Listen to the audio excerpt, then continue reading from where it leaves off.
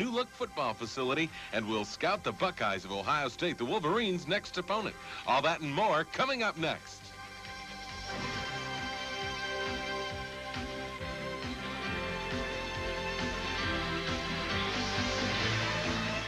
Michigan Replay with Bo Schembechler and Jim Brandstatter.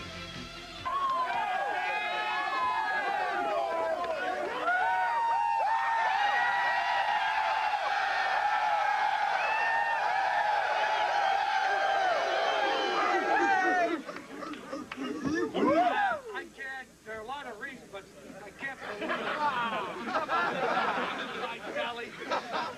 The thing that's so impressive is this was such a great program victory. It was your team that went out there.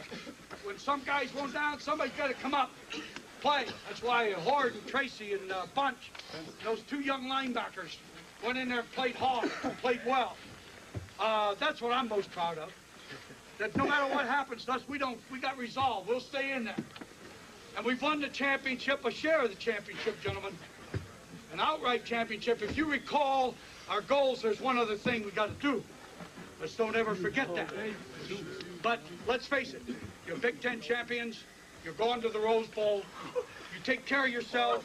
You got a lot of work to do. A Michigan Replay exclusive in the locker room after a Rose Bowl clinching win, 38-9 rather, over Illinois. And you took my advice from last week and you got the goal line offense going. No, we played a real good football game, Jim, and because we didn't turn the ball over at all on offense. And we dominated the game in terms of possession time, which helped our defense a lot. And our defense played well against a great passer. And also, special thanks to Bob Lipson, our producer, who got the roses for the set. And it started off, the roses... I wonder if he paid for those with his own money. That's what I'd like to know. Well, the road to the Rose Bowl started off with the special teams. That's right. You're absolutely right. Here's Johnny Colasar returning the ball nearly to midfield on the opening kickoff, Jim, and that really helped. However, we were stopped here on a fourth down play, faked the punt. Eric Anderson took the ball on a direct snap from center, ran for the first down. A calculated gamble that worked, right? Sure. Good field position. That's right. It was a midfield shot and wasn't bad at all. Here, Demetrius Brown hit Chris Callaway in an important pass. Third down on the goal line, and Demetrius once again hits Callaway for the touchdown. And we go up 7-0 on the first drive. New formation on that. Gave Illinois something brand new. Right. Right where you told me we weren't scoring on the goal line. That's exactly right. We had to do something about it. I'm glad you took my advice. Here's an interception by David Arnold. And Jesus, great to see him back in the lineup for us after missing a couple of weeks. Good to have him back against a passer like Jeff George, too. Absolutely. However, we did get stopped down here, Jim, and had to go to the field goal. It was one of those 4th and 1, maybe less than 1. You know, you make a decision. I think the most important thing was for us to come away with some points, and so we kicked the field goal. Well, in a tight game, you got to get the points when they're down there, That's when right. you're that close. So you might as well take the 3. It's a beautiful passer, and did a great job on this drive as he moves Illinois down in there. It's difficult to rush him. He has good mobility. He's a big, tall lad and a very quick release and a fine arm.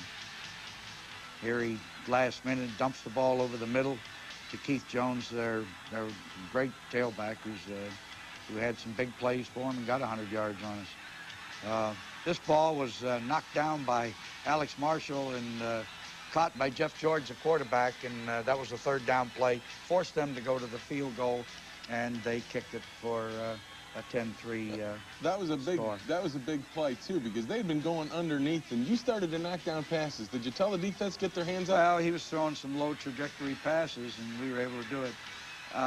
Without this run and another run that went for 50 yards, our defense did a sensational job against them. Would have achieved all of their goals. However, they did get 2 long runs on us. Here's a 3rd and 8.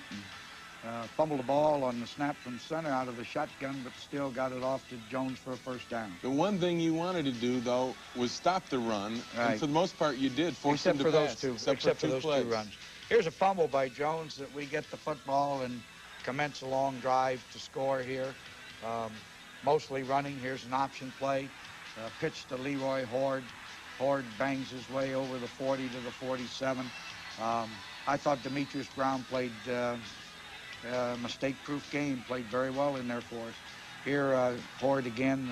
And without Tony Bowles, Leroy Horde did a great job from tailback. Horde did, and so did Tracy Williams, who runs this ball here for a good game.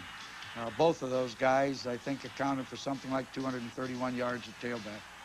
Good job on the ground, good job in the air. Really, it was one of those situations where even though you were nicked up, you got a lot of things done. Right. Probably, did it surprise you a little bit the way the kids played? No, because I knew they'd come out and play hard. I knew that, I thought it'd be a much closer game. I make no bones about that, but I knew they'd come out and play very hard. We'd be difficult to beat at home on the championship hanging in the balance. So once again, George moved them down into contention. They kicked a field goal before the half to make it 17-6 at half. At halftime, with the way it had gone against the quarterback who looked hot, who was throwing the ball well, you had to feel pleased with a 17-6 lead. Well, we had an 11-point lead, and but our defense had given up the one long run. And, you never feel secure with a great passer on the other team. And so we talked about that and said we had to go out and stop them in the first drive and then get points on the board quickly. Well, the defense got it done once again against a great offense, and we'll be back and take a look at the second half defensive stand right after this. I think there was some pressure. I know I felt some pressure. I think Spence was a little nervous too, but a little bit of nervousness and a little bit of pressure is always good. It's always good. It keeps the adrenaline flowing. Like all the coaches say, whenever an older guy goes down, a starter goes down, it's got to be somebody younger to step up and try to fill his shoes. And said Eric and I were the guys this week.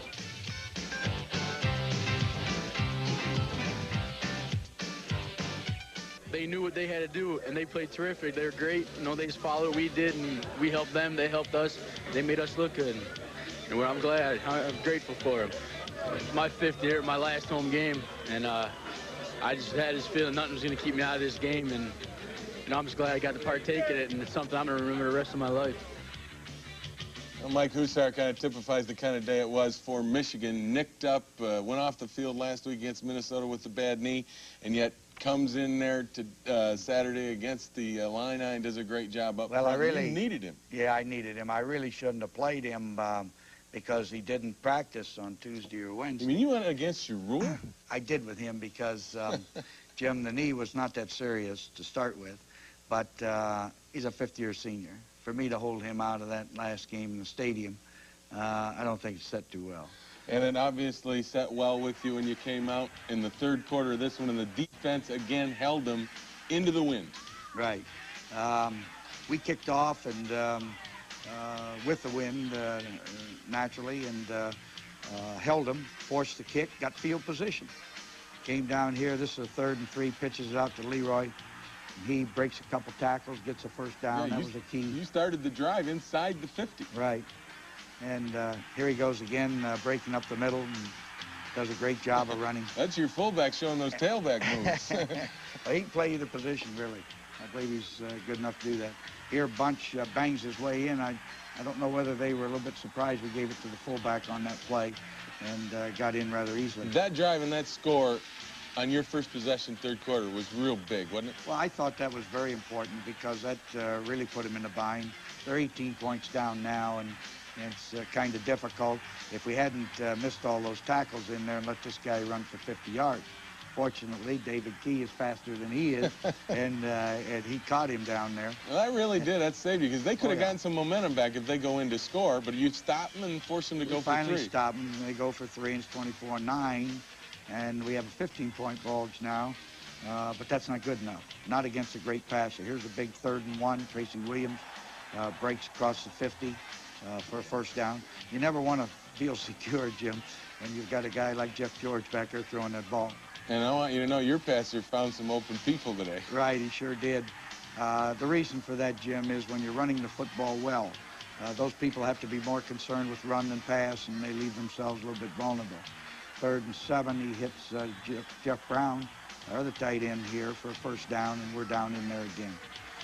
And right at the beginning of the 4th quarter, Tracy Williams dives in for the touchdown. That was on a 4th and goal. Any thought at that point of kicking the field goal? Yes, oh yes, thought about it. decided against it. Even if we didn't make it, they'd have to go 99 plus to get something on the board. Defense finally got to Jeff George. Right. He's difficult to get to. He knows how to release the ball. He moves very well. Finds the open area where he can step up to throw. But we did a good job on him overall. Here, first down pass to McMurtry, and we're down in there ready to go again. Here's Leroy dodging a couple guys. That wasn't exactly a beautifully blocked play in any way, shape, or form, but Leroy did a good job of it. Here, Leroy bangs in for the touchdown. That makes it 38-9. And the win sends you to Pasadena in the Rose Bowl, and as we saw at the beginning of the show, the kids had to be delighted. And I think one of your more proud moments with this team coming out of the gate 0-2, having the injuries against Minnesota and coming back and winning this game in convincing fashion. Had to be real nice. I think so, and I always said from the very beginning, Jim, I like this team. I like the people on it. I thought it had a lot of potential to be a real good football team. And then all of a sudden, key people were lost. You know, we lost John Herman early, a starting tackle, and then Arnold went out for a while, and now J.J. Grant's lost for the rest of the season. And then Michael Taylor. When you lose your quarterback, that's a big loss. And then we lost our two tailbacks, why things started to get a little scary.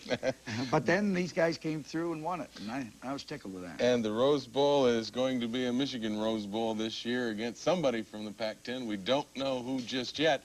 But before we get to all of that, there's one more regular season game and a facilities facelift. That's next when Michigan Replay continues. It's a lot sweeter because this year, a lot of guys that just watched the last time we went got a chance to contribute and show that they were capable. And with the injuries, it showed a lot of depth and a lot of character on this team. And, you know, if somebody else got hurt, you know, the coach would know. What happens to us, we got resolve. We'll stay in there. And we've won the championship, a share of the championship, gentlemen. An outright championship. If you recall our goals, there's one other thing we got to do. Let's don't ever forget that. But let's face it, you're Big Ten champions. You're going to the Rose Bowl. You take care of yourself. Because we got a lot of work to do. A Michigan Replay exclusive in the locker room after a Rose Bowl clinching win, 38-9 rather, over Illinois. And you took my advice from last week and you got the goal line offense going. No, we played a real good football game, Jim, and because we didn't turn the ball over at all. New look football facility, and we'll scout the Buckeyes of Ohio State, the Wolverines' next opponent. All that and more coming up next.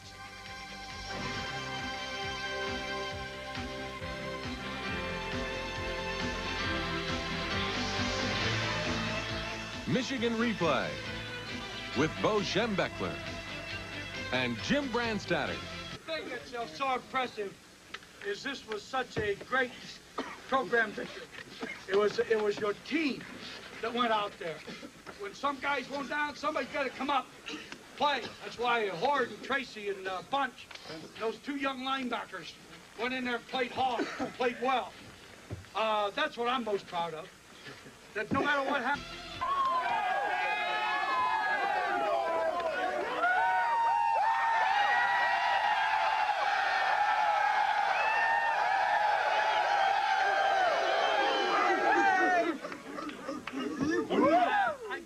There are a lot of reasons, but I can't believe it.